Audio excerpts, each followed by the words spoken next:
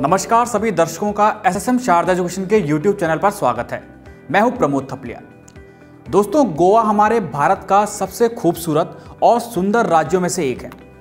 1961 तक गोवा भारत का एक हिस्सा नहीं था।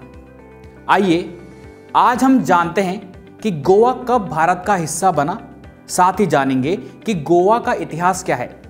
लेकिन उससे पहले जानते हैं कि गोवा राज्य आखिर चर्चा में क्यों है। 19 दिसंबर को प्रधानमंत्री नरेंद्र मोदी गोवा के डॉक्टर श्यामा प्रसाद मुखर्जी स्टेडियम में गोवा मुक्ति दिवस समारोह में शामिल हुए। गोवा को पुर्तगाली शासन से मुक्त कराने वाले भारतीय सशस्त्र बलों द्वारा चलाए गए ऑपरेशन विजय की सफलता को चिन्हित करने के लिए हर साल 19 दिसंबर को गोवा मुक्ति दिवस समारोह का आयोजन किया जाता है। चलिए अब जानते हैं गोवा मुक्ति दिवस के बारे में।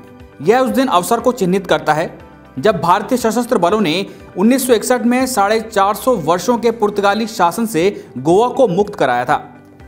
साल 1510 में पुर्तगालियों ने भारत के कई हिस्सों को उपनिवेश बनाया, लेकिन 19वीं शताब्दी के अंत तक भारत में पुर्तगाली उपनिवेश गोवा, दमन द्वीप, दादर नागर हवेली और अंजेदिवा द्वीप, जो कि गोवा का एक हिस्सा है, तक ही सीमित रहे।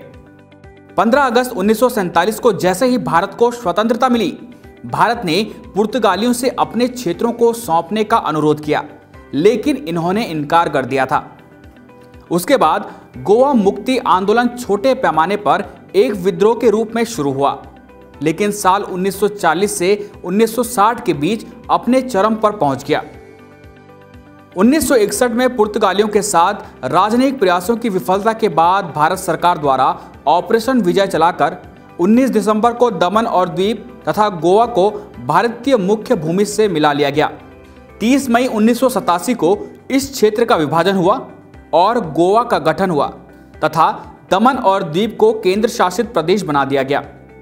30 मई को गोवा के स्थापना दिवस के रूप में मनाया जाने लगा।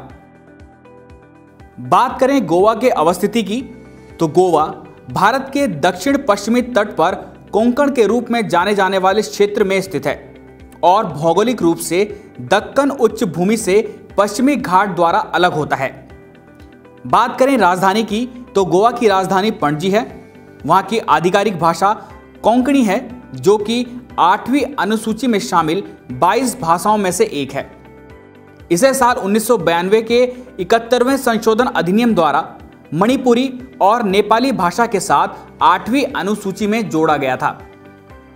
वहीं बात करें गोवा के सीमा राज्यों की, तो उत्तर में महाराष्ट्र, पूर्व और दक्षिण में कर्नाटक से घिरा है और अरब सागर इसके पश्चिमी तट पर है। वहीं बात करें इसके भूगोल की, तो गोवा का उच्चतम बिंदु सोंसोगौर है। गोवा के उत्तर में तेरेखोल नदी बहती है, जो गोवा को महाराष्ट्र से अलग करती है। राज्य की अन्य प्रमुख नदियों में मांडवी, ज्वारी, चपोरा, रखोल, गलगिबाग, कुंभरजुआ नहर, तलपोना और साल आदि शामिल हैं। गोवा की अधिकांश मृदा आवरण लेटेराइट से बना है। चलिए अब गोवा के वन्यजीव अभयारण्य और राष्ट्रीय उद्यानों के बारे में जानते हैं। गोवा में डॉक्टर सलीम अली पक्षी अभयारण्य है। इसके साथ ही महादेव वन्यजीव अभयारण्य भी काफी प्रसिद्ध है। वहीं नेत्रावली वन्यजीव अभयारण्य भी गोवा में ही स्थित है। इसके साथ ही कोटोगांव वन्यजीव अभयारण्य, भगवान महावीर अभयारण्य और मोलेम नेशनल पार्क भी गोवा में ही स्थित है। दोस्तों, फिलहाल इस वीडियो में इतना ही। डेली अपडेट्स में हम बात करेंगे कल एक नए विषय पर।